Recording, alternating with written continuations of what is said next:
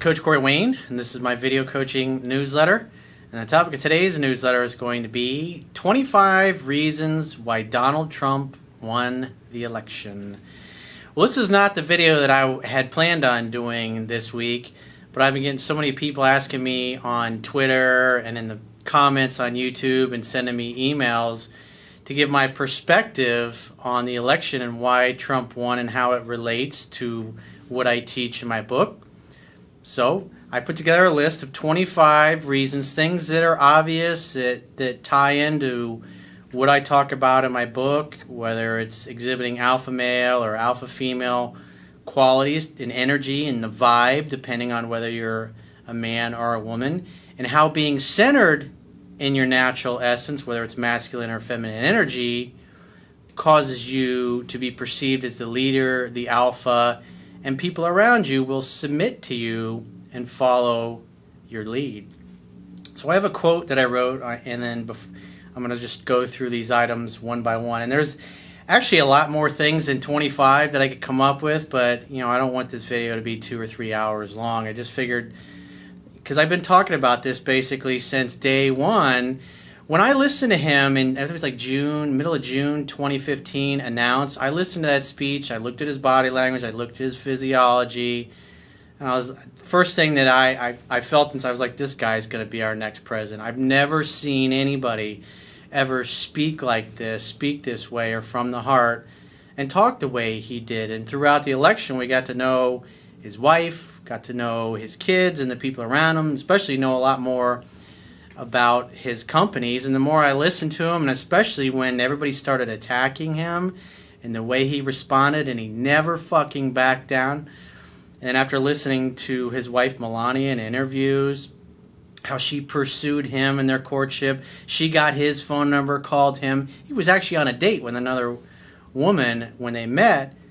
It's just, he completely embodies everything that I talk about and I teach. And every time I've discussed this over the past year and a half, I always get lots of nasty emails or comments from people who are telling me I was an idiot, I'm full of shit, I don't know what I'm talking about, I need to stay in my lane, I need to stick with life coaching or dating and relationships and not venture off into that area. But people that say that, it's like there's a quote in the back of my book, and I reference this all the time. And it's a Thomas Jefferson quote, and it says, "Enlightened people generally, and tyranny and oppressions of body and mind will vanish like evil spirits at the dawn of day." And that's what we're seeing. And just everything that's going on around the world, whether it's Trump getting elected or Brexit. I mean, it's like when something happens, it literally spreads across the globe in a matter of minutes. Whereas 10, 15, 20 years ago, the only way we found out about anything that was going on the other opposite side of the globe from wherever you happen to be living was if the news decided to report you and tell you about it. And it's just amazing what Twitter has done, Facebook, social media, Instagram. It's completely removed the media from the equation. Because to get our information in the past, we always had to rely on the media to give us the truth and tell us what was going on. And what we see now is they're totally losing all of their fucking credibility as a journalistic institution. So the quote that I wrote says, "Alpha masculine and feminine energy is the energy of leadership, certainty, and competence. A man who is centered in his masculine energy with a vision and purpose is almost unstoppable. A man who is not centered in his masculine energy is too timid, weak, and uncertain to overcome challenges and become what he needs to be to accomplish his goals and dreams. The same goes for a woman who is not centered in her feminine energy. Voters will always choose an authentic alpha male or alpha female over a phony and inauthentic man or woman who is not centered in their natural masculine or feminine energy, respectively." And before I get into it, there was a quote that I saw just before I was about to start shooting this video, and it was shared on, because most of my time, like for those of you, I sometimes comment on YouTube and occasionally Facebook. I'm hardly ever on Facebook. But most of my time when I am commenting, if for those of you that are interested, I discuss anything and everything on Twitter, whether it's self-help, whether it's politics, whether it's just understanding people in general. And what I basically teach is how to understand people and why they do what they do, so you can use that to your advantage in your own life and get the things that you want. And so if you're inclined, obviously my Twitter handle is at Coach Corey Wayne. Go follow me there if you're interested in discussing those things. So the quote that I saw was it was actually well, first I'm going to read the quote, and then you may be surprised at who said it. And the quote says, "If you're not careful, the newspapers will have you hating the people who are being oppressed and loving the people who are doing the oppressing." Malcolm X said that. I thought that was interesting. I had to share that with you. So let's go through each item one by one. The first reason why Trump won. Number one, he has a multi-decade track record of successful management and leadership experience of a multi-billion-dollar company. When he was young, his father gave him a loan. I think it was about $1 million, his first loan, and this was late 60s, early 70s, I think, when he did his first project. And obviously, he's turned that into a multi-billion-dollar enterprise. You don't become a billionaire by being a clown or a fucking idiot or totally incompetent. If you're any of those things, you go out of business and nobody knows who the fuck you are. If you look, and I have a building background. My background is engineering and construction management. I used to work for the largest builder in the world in the 90s. So when I listen to him talk or I look at his projects, he knows what the fuck he's doing. You look at like the Mar-a-Lago property, if any of you have ever been down there to see it, it's fucking gorgeous. His towers in New York or his golf courses, everything is 5-star, first class. The people that work there are really fucking sharp. These things are profitable. I think he has somewhere around like 500 companies. And out of those 500 companies, I think he's closed down or bankrupted 2 or 3 over the years. That's pretty fucking good track record. When you're a business owner, when you're an entrepreneur, things change, the economy changes, you may start a business, and you may end up closing it down. People gave a lot of heat about, oh, well, he closed down his casinos and screwed people over, contractors didn't get paid, blah, blah, blah. At the end of the day, the way the whole construction industry is set up, because I used to work in it, is that the way the general contractor works, the general contractor usually works for the developer who's, in this case, Trump was the developer for his casino projects. And he had a builder, I assume that either he built it or he had hired a general contractor. And the way the general contractor works is that they pay when paid. At the end of the month, the general contractor submits an invoice that includes all the invoices for the subcontractors that work underneath them. And the way the construction contracts are written is if something happens to the developer or the owner of the property and we don't get paid as a general contractor, we're not a bank, if we don't get paid, you don't get paid. If you don't like those terms, you don't do the job.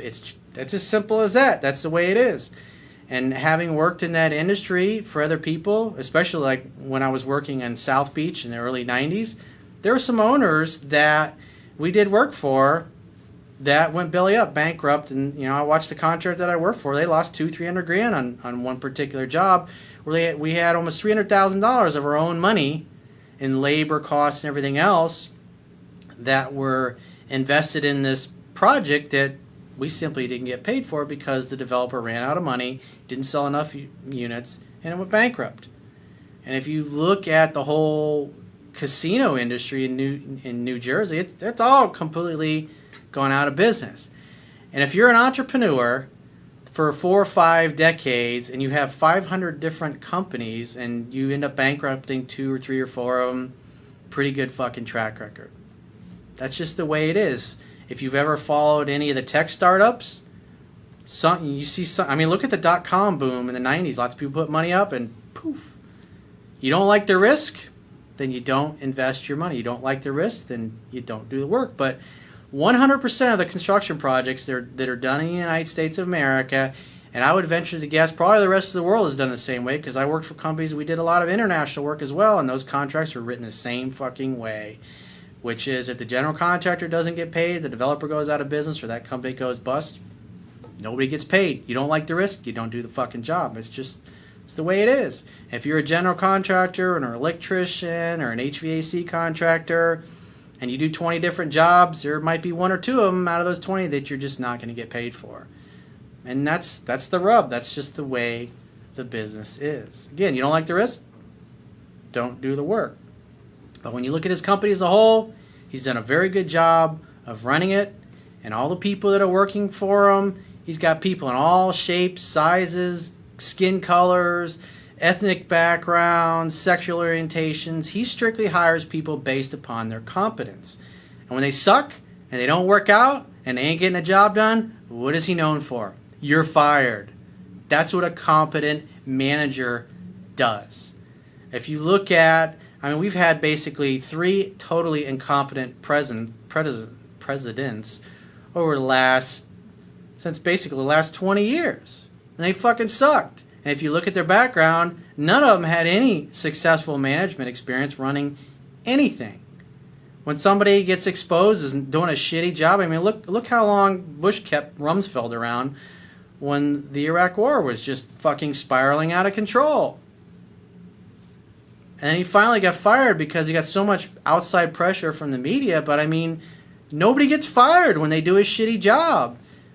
What I like about him versus Hillary Clinton is that at least he has business experience. He's outcome focused. If the outcome isn't being achieved, then you get fired and somebody else gets brought in. And if that person can't do the job, they get fucking fired. Whereas the way things are now, they hire based upon what kind of campaign contributions you sent their way or what you did for the campaign. It's like a high school fucking popularity contest. Why should any of us be surprised, no matter where you live, how our governments are a complete clusterfuck? Because we have nothing but incompetent people working there. So we got 4 years to see what happens. He could totally fall on his face and do a shitty job, but obviously if you look at his track record over many decades, he's a very successful, savvy, smart business guy. He builds first-class properties, and he does a fucking first-class job.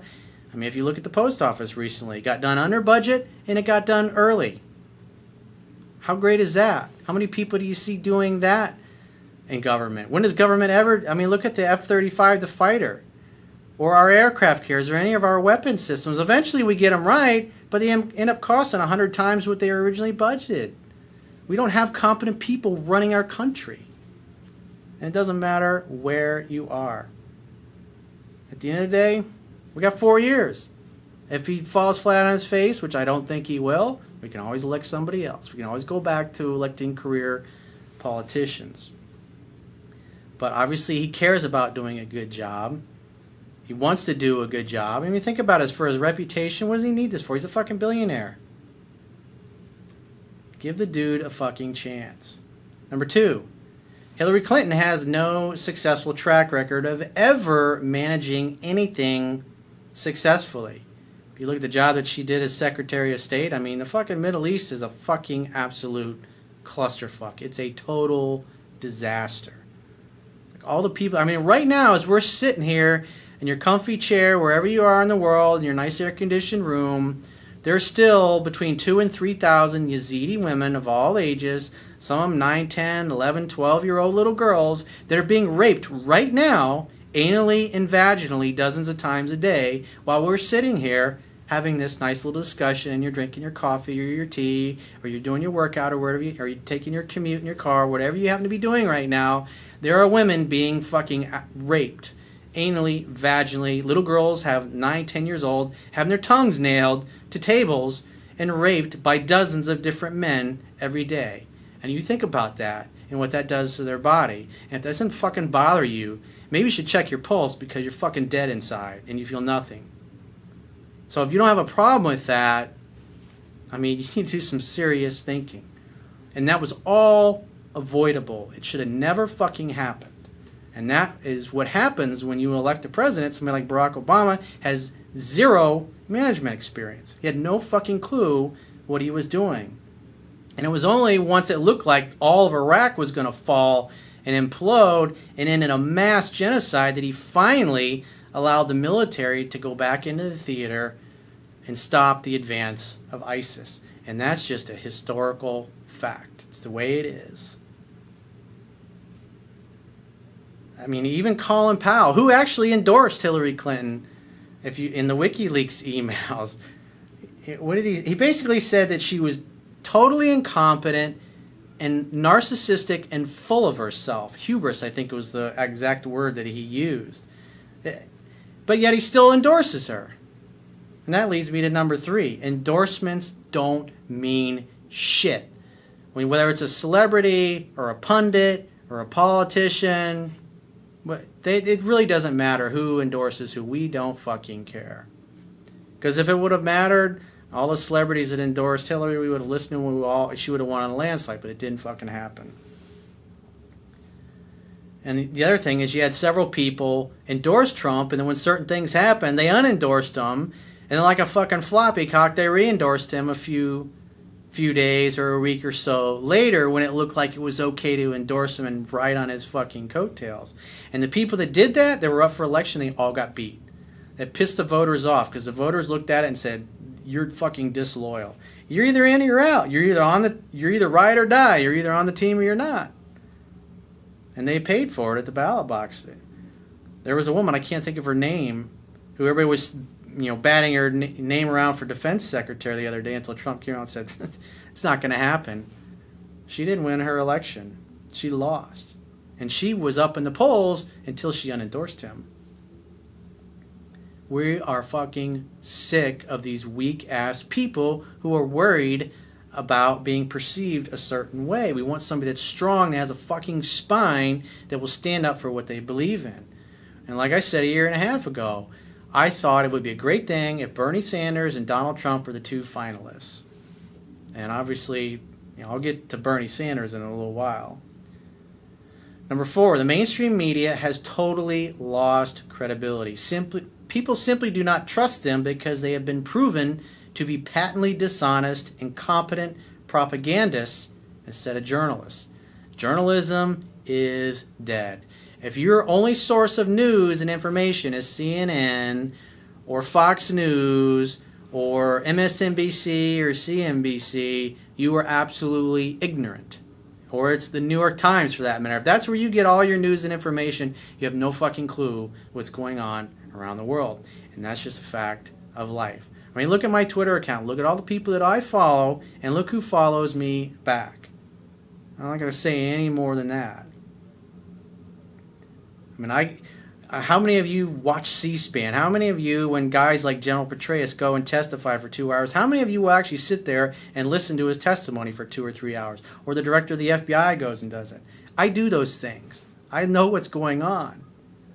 I work with a lot of people in governments, people that work in the different embassies around the world, a lot of people in the military.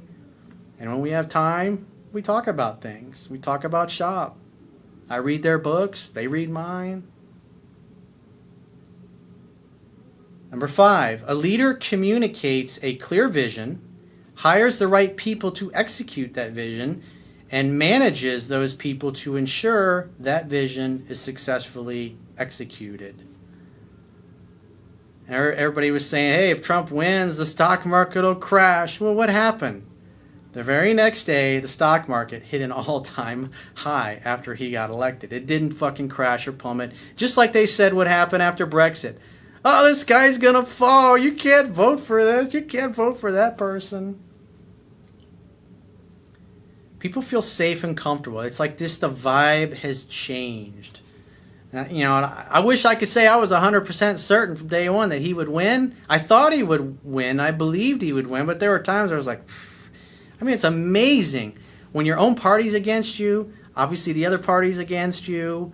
Celebrities are against you. The media is completely against you.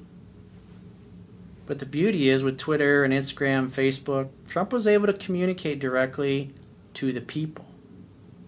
And the one thing that the media did, without, I don't think they really realized it, but they got great ratings anytime they put him on TV, is especially those first, at least through all the primaries, when he would do a rally, they would just put on the rally because he was just talking and just completely speaking off the cuff, and they'd let him talk.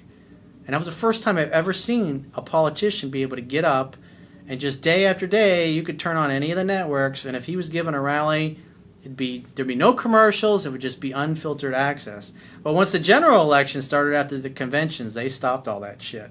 They'd give a few minutes here and there and then cut them off. And then you'd have a bunch, 6 or 8 or 10 talking heads telling you what everything he said meant. And, oh, he's a racist, he's a xenophobe, he's an Islamophobe, and all these other isms that they fucking label him with. And it's just, I'm just sick of those people. You know, I mean, come on. What value do they really add to our society? Journalists are supposed to be the most informed people, but when you actually listen to them and you spend some time on your own learning things, you realize they don't have a fucking clue. They have no idea what's going on in the world. Even Ben Rhodes, Barack Obama's, he's one of his national security guys, said that 6-8 months ago, that they're fucking idiots. He's like, the people that are the White House press corps, their average age is like 27 years old. They have no fucking clue what's going on in the world, and they come to us, and we tell them what's going on, and then that's what they go and report. There's no fact-checking. It's just, I mean, it's just blatant, outright propaganda. I don't believe anything I see in the mainstream media anymore. They're as useless as tits on a boar hog. They're going the way of the dinosaur. Number 6, Donald Trump has a real relationship with his wife. There's really, I mean, they really care. They have a real, authentic relationship. He's an authentic alpha male, totally in his masculine. She's an authentic alpha female. She speaks her mind. She's going to tell him like it is. Sometimes he listens to her. Sometimes he disagrees with her. You can tell there's a genuine, real relationship, unlike Hillary Clinton's relationship with, I mean, it's not real. It's not authentic. She doesn't come off as being centered in her feminine energy. She vacillates back and forth. You very rarely ever see her in her feminine energy. There was I think it was the very last debate, he was talking about winning. And he was really centered about winning. And her response was just some kind of like smart ass, like, woo! And that moment, she was actually in her feminine energy. And to me, I saw that as a sign of, because he was in his alpha masculine, that forced her to move into her feminine energy. Even though it was brief, she did it. You can go back and watch the tape and see it. It was like the only moment in that whole debate where she was actually feminine and centered in her energy. Her relationship is a business relationship. I mean, the bottom line is Bill Clinton is dicking bimbos, as Colin Powell said in his email. And, he's been cheating on her for decades. Maybe they have an arrangement. But the bottom line is, don't present that like you're just some little perfect, happy family. I mean, Trump, it took him 3 marriages to get it right, but at least he's got it right. I think he's been with Melania since like the late 90s, and fucking good for him. That's an example we can all look at and see. Because when women are happy in a relationship, when they're centered in their feminine energy, they tend to grow their hair out, they tend to stay in shape, they look feminine, they look sexy, and when they're not, they tend to put on weight, they stop wearing makeup, they tend to cut all their hair off. It's just the way it is. I'm just the messenger. Number 8, Donald Trump's kids are a tremendous success in their own right. They have successful relationships and families themselves. Obviously, they learned a lot through their own father's difficulties that he had in his previous relationships. I think that's fucking awesome. When you compare number 9, Chelsea Clinton, she's never done anything management-wise or leadership-wise that is comparable to Donald Trump's kids. I think she got a job for, a couple $100,000 a year to work on MSNBC or NBC a few years ago. She did like 3 or 4 stories. It was all she got that job because she was connected. And the way she talked about money, she's just like, well, I tried to care about money, but I just couldn't care about it. That's somebody that's born with a silver spoon in their mouth and they have no business knowledge or experience. And so what does that reveal when you look at her versus the Trump kids? He's a superior parent. And he's a superior at teaching business skills, skills that they can actually use. Number 10, Trump is authentic and real. Hillary Clinton is phony. She has no empathy and is totally robotic and scripted. I mean, to look parents in the eye when the bodies of their children are in those coffins when they come back from Benghazi, and to lie right through their teeth and say, oh yeah, it was a video that, it was just spontaneous protest, and that's why your son is dead because of a video, but we're going to go after that guy. And days before, she was sending emails to her daughter saying, oh yeah, it was definitely Al-Qaeda related group, it was definitely a terrorist attack. I mean, a woman she doesn't fucking care. Everything is fucking scripted. Even the other day, like a day or two after Trump won the election, Hillary's out for a walk with Bill Clinton and her dog, and runs into this woman who happened to be a Hillary supporter with her little baby. Well, the beauty of the internet is that people did searches and they found out she was actually a Clinton operative. She actually worked for the campaign. I mean, when you're that scripted, when everything in your life supposedly randomly bumping into somebody in a park and taking a picture. Oh, look, one of my fans. Let me take a picture with her. And it's like, come on. I mean, we're fucking sick of that. We're sick of that bullshit. Just be fucking real with me. Number 11. Melania Trump's an alpha female. She's an equal and a teammate. And like I said earlier, and I've been talking about it the past year, Greta Van Susteren did an interview, it's probably, I guess, 6-8 months ago at least, where Melania told a story about how she met Donald. He was on a date with another woman, and she asked for his number, and he gave her all her numbers, his cell phone number, the office number, his home number. And she called him 4, 5, 6 days later, whatever it happened to be, and they've basically been together ever since. I mean, Trump gets hit on all the fucking time. She even said in her interview recently, she's like, we'll be together, and women will come right up to him and give him their number right in front of me. When you're at that level of success and fame, people, they don't fucking care. They want something. They have no couth. Number 12.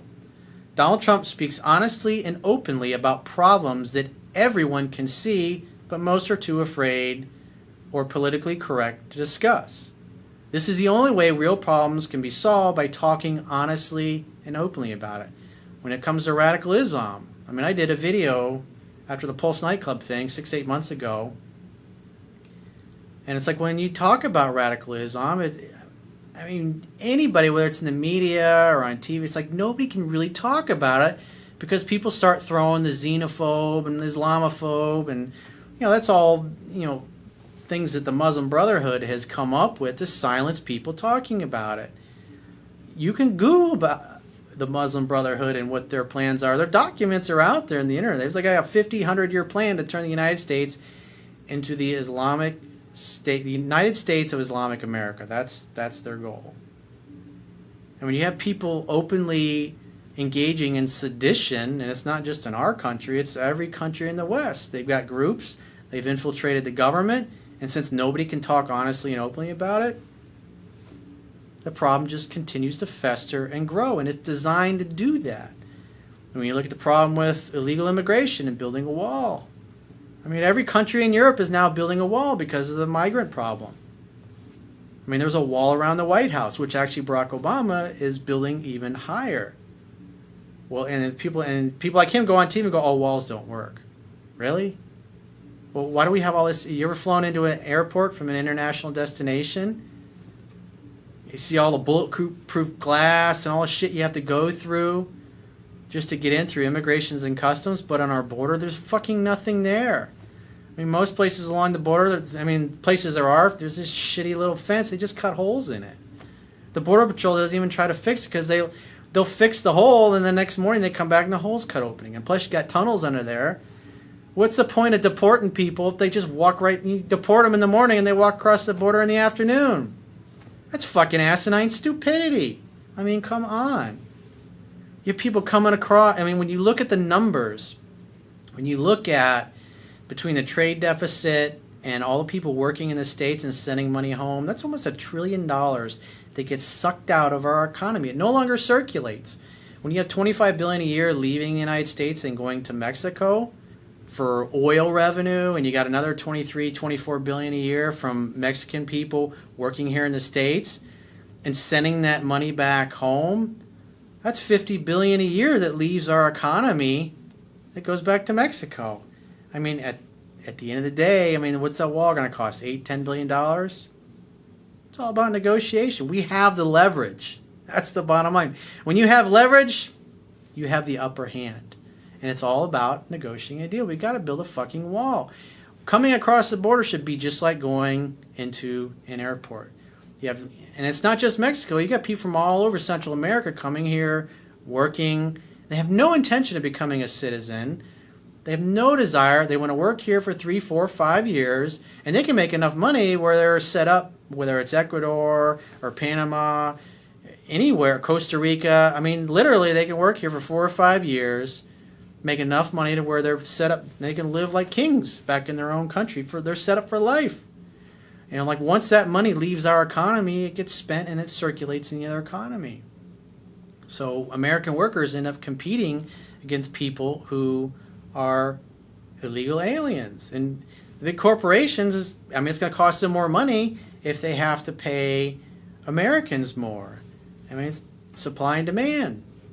I mean, our own people are getting totally fucked. And when you have basically $1 trillion a year being sucked out of our economy through trade deficits and people working here and sending that money back home, that money's got to come from somewhere. I mean, we're talking 10% of the economy, of our money our economy is $12 trillion a year on average. And you got about $1 trillion leaving every year. That's just one of the things. Obamacare, I mean, it's like, Jesus fucking Christ. Affordable Health Care Act.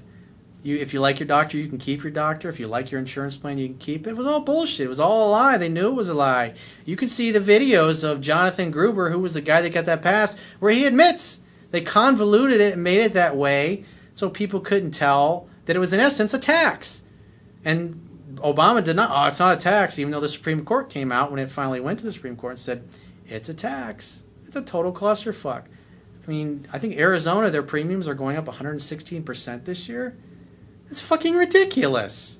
Yeah, you've got supposedly 22 million people that are now insured, but you also have a lot of people that can't afford to have insurance that used to have insurance. So how is that a fair deal? And on top of that, they can't afford insurance. They get hit with an Obamacare tax. That's just not right, man. There's no honor in legislation being passed that way. And when that final bill was passed, the senators and the congressmen that voted on that bill, they didn't get it till like 1, 2 in the morning, and the vote was like 9, 10, 11 a.m. The thing was like 3,000 pages. I mean, come on. And he just signed it. Signed that shit into law. He didn't read the fucking thing. Can you imagine a CEO of Google or any Fortune 500 company doing that? They'd be fired. They'd be fired and be sued for malfeasance. Hey, you got the president of our country signs in a law thousands of pages that he hasn't even fucking read. And then everybody in Congress have signed it and voted for it. They didn't fucking read it either. It was written by the lawyers and the lobbyists for the special interests. I mean, come on. How stupid can we be to sit there and go, yeah, that's a great deal. Number 13. Donald Trump tells it like it is without sugarcoating. He's not intimidated by anyone. He doesn't back down. That's what I loved him. He's got a fucking spine. He'll look somebody right in the eye and go, no, I'm not apologizing. No. What I said was not out of line. I'm speaking my truth. You don't like it? Don't care. Even our enemies respect us. Look at what Russia came out and Syria. They want to have a peaceful relationship with the United States. Why? Because they respect him. And if you know anything about history, especially when Reagan was in office, the Russians literally thought Reagan was crazy enough that he would push the button. So they didn't want to fuck with him. So it's good to have a little bit of crazy in you, or at least be perceived as being crazy. Because the bottom line is, you got, right now, Putin, he doesn't respect Barack Obama at all. He's got his jets buzzing our aircraft carriers and our Navy ships. giving him the finger because he knows he ain't going to do shit about it.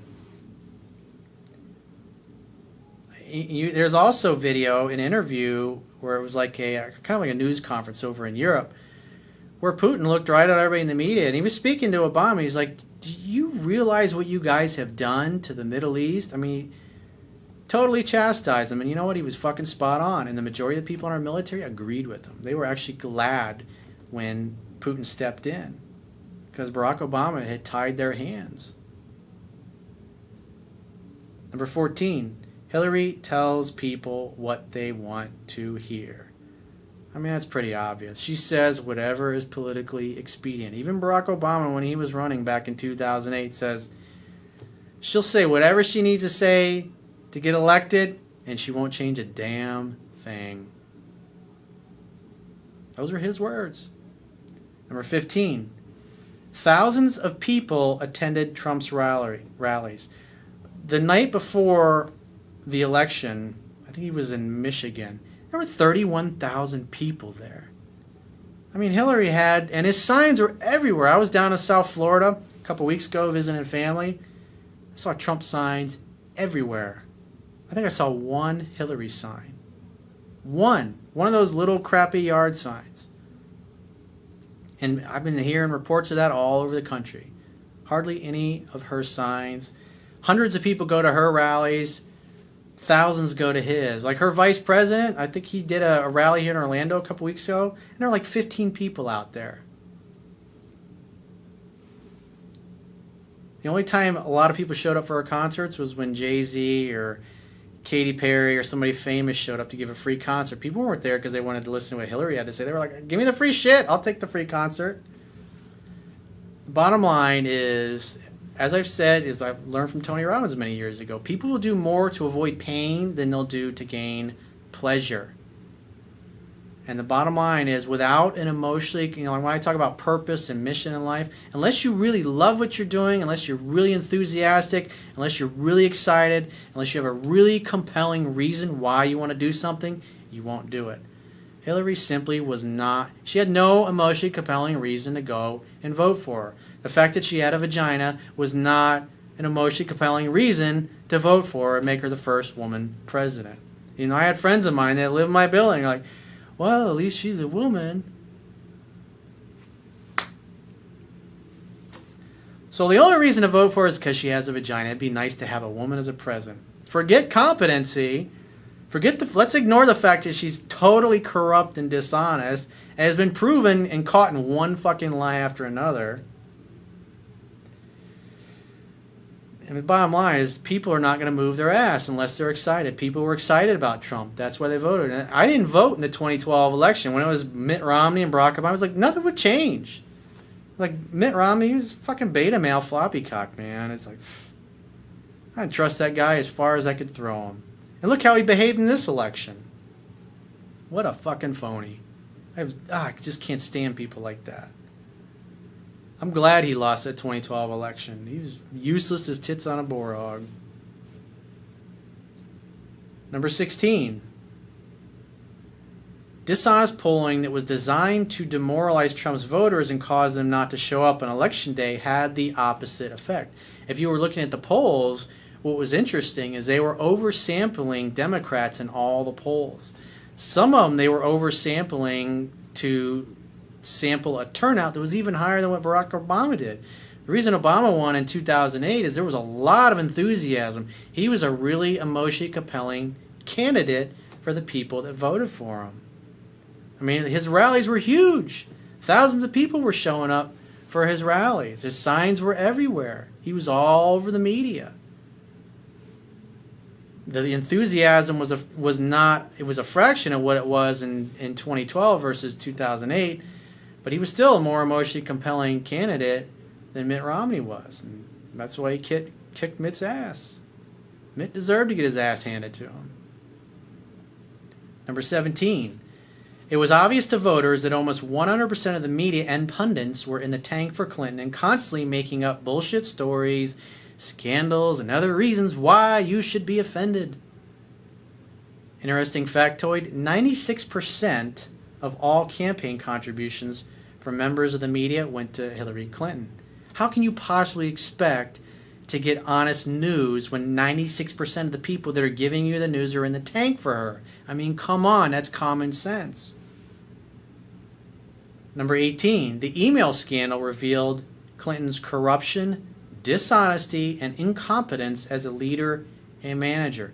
She continually lied about it and was busted on her lies every time. There was no classified stuff in there. The director of the FBI came out. There was like 100, 110 that were classified. And several, I think it was like 10 or 12 of those emails were SAP, which stood for Special Access Program, if I remember. I think that's how it goes. But those are classified above top secret. That's like, I mean, it's like, fuck. And they were copying and pasting, sending things to her home printer to print out. It's like, apparently even her maid was printing out classified stuff. It's like, come on, dude. That's not something a competent manager is going to do. Number 19. The rise of the new and alternative media has finally broken through and has the numbers and market penetration to overcome the dishonest mainstream media, which has destroyed its credibility as journalistic enterprises. You look at people, you look at InfoWars, Alex Jones, Paul Joseph Watson, Mike Cernovich, which I don't know if you guys follow Mike Cernovich, but he wrote a book called Guerrilla Mindset, which I highly recommend. And he also wrote a book he released about 2 weeks before the election called MAGA Mindset. And he talks about Trump's mindset and why he's done so well. It's an excellent book. You can even listen for free. Stefan Molyneux, he did the audio version. He's got that up on his YouTube channel. It's about 4.5 hours long, and I highly recommend you check it out and listen to it. It's MAGA Mindset, and Stefan did a fantastic job of narrating it. A lot of great wisdom in there that you can apply to life. Again, his name's Mike Cernovich, MAGA Mindset. It's on Amazon. It's already got really good. I think it's like 4.6 or 4.7 out of 5 stars.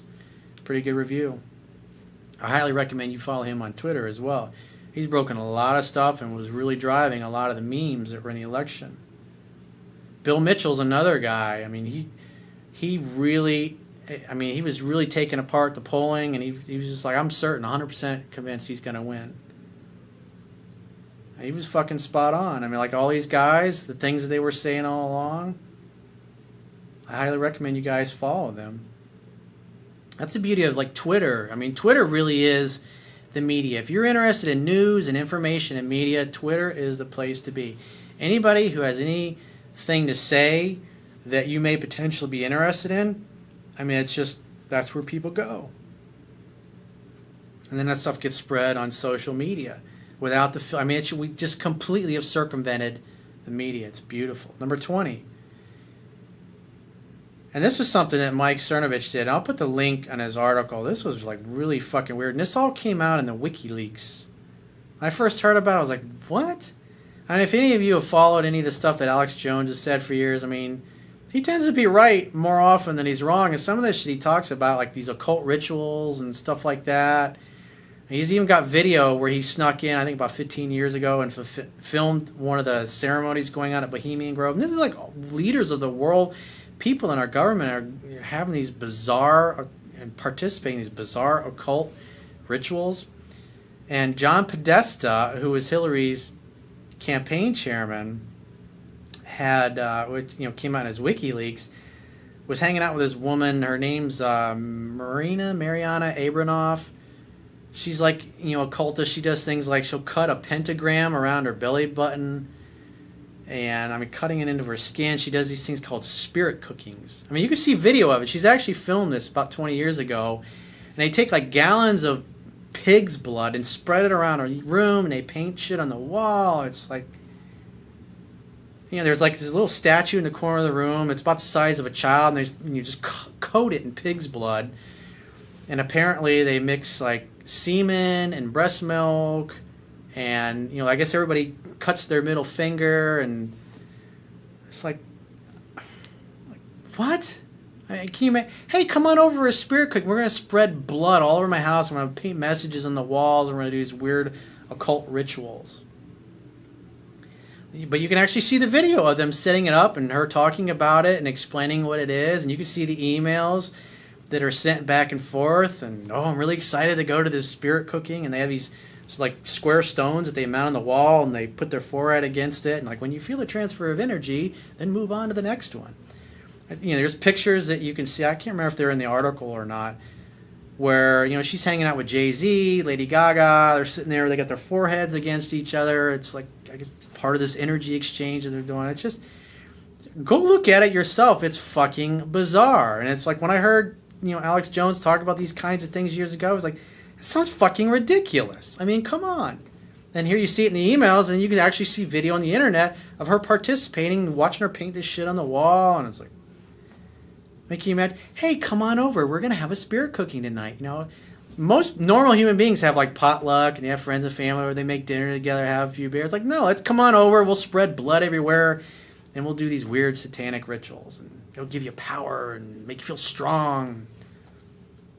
It's like, come on, man. And some of the other ones, you see these videos of, they have these events where they bring out like a bunch of male models, or have a table, and it looks like there's a body under the table, and they lay him down, and it's like a naked woman, and they start cutting it. It's a big naked woman. It's a cake, and of course the insides are all red, red velvet. And it looks like cannibalism. And it's playing like really dark, hard guitar, kind of heavy metal music. I'm thinking, I can't imagine going to something like that. It's like, most normal people are like, what? Again, you can see I'll have my assistant link to the article on Mike Cernovich's website, Danger and Play, where you can see these videos, you can see the pictures, and make up your own fucking mind. But it's fucking weird shit, man. As they say, as the old saying goes, truth tends to be stranger than fiction. Number 21, the Democratic Party was exposed as being corrupt and in the tank for Hillary. They totally fucking sandbag Bernie Sanders. What's her name? Debbie Wasserman Schultz, who was originally charged with the DNC when the WikiLeaks came out. She resigned in disgrace. And then Donna Brazile, who was working for CNN, she was fucking sliding questions to Hillary for her debates with Bernie in advance. There's no fucking honor in that. That's not how honorable people behave. Come on, dude. All that shit came out. It's like, that's why why would you get off your ass to go vote for somebody that is on the ticket because of shit like that? I love I remember landing in Bosnia under sniper fire. We had to run into the cars and duck our heads. You can see that video, all the media, and she goes, I misspoke my ass. She got caught in a bold-faced fucking lie, trying to make herself look tough, and that she's been out there in the battlefield like the soldiers are, and instead there's a bunch of little girls giving her flowers and all this stuff and shaking hands, and it's like, come on, I have fucking no respect for people that behave that way. Number 22, the USA has had 3 straight incompetent presidents, starting with Bill Clinton, George Bush, and Barack Obama. None of these guys had any. When I was talking to a good friend of mine recently, a couple weeks ago, about this, when Bush got elected, I was excited. I was excited about all the people that he was bringing into his cabinet. But it was like, what a fucking disaster. I'm looking at it now. He had no competent business management experience. He never ran a company for decades. Like, you have to learn how to meet a payroll. You have to learn how to have a vision and hire the right people. You keep the right people, you promote the right people, and you fire the people that ain't getting the fucking job done. When we elect people, Obama, he had less experience than anybody. He's never run a goddamn thing in his life. Come on. Nobody gets fired. You got vets dying, tens of thousands of vets dying, waiting for care at the VA. Nobody gets fired. Oh, everything's great. It's going to be fine. Thousands of people are dying. That's what happens. And a competent person has no fucking clue what to do to turn that around. It is what it is. Number 23. Globalists and transnational business interests don't care about the nation state. They believe that they are intellectually superior to the rest of us and should be dictating to us how we should live our lives. A lot of them are fucking trust fund babies. You know, great grandpa made all their fucking money for them, and they got nothing to do but sit in their mansions and twiddle their thumbs and try to think of ways that they can manage the rest of us. People, and the reality is, people worldwide, we love our countries and we love our cultures, and we ain't interested in losing them to heartless, corrupt, and dishonest individuals. That's a fact of life. Bottom line is, people voted to give the blue-collar billionaire, Trump, if you will, a chance to see what a guy who's been a proven, competent business person over many decades, let's see what the guy can do. Number 24. And what I loved about this, Trump only apologized one time, despite thousands and thousands of calls from the moment he announced to apologize for all kinds of fucking ridiculous infractions. And the only time he apologized was after that tape came out. That was the Access Hollywood or that hot mic thing. It was like, and he apologized. And therefore, remember, scarcity creates value. So his apology actually meant something, because, I've seen interviews and people in the media, it's like they live to bully people into apologizing for things. Oh, you said something was so you need to apologize. It's like they live for that. It just gives them so much significance and a feeling of power over other people that they can use their newspaper or their television network to try to bully people and going, I'm sorry, I didn't mean to offend anybody. Number 25, and I think this is the most important one. Freedom of the individual and liberty movements worldwide are spreading like wildfire as people take back their countries, governments, and control over their own lives and destinies. The bottom line is, we all want to be left the fuck alone. We want to spend our money the way we want to spend it. We want to work in ways that are pleasing and appealing to us.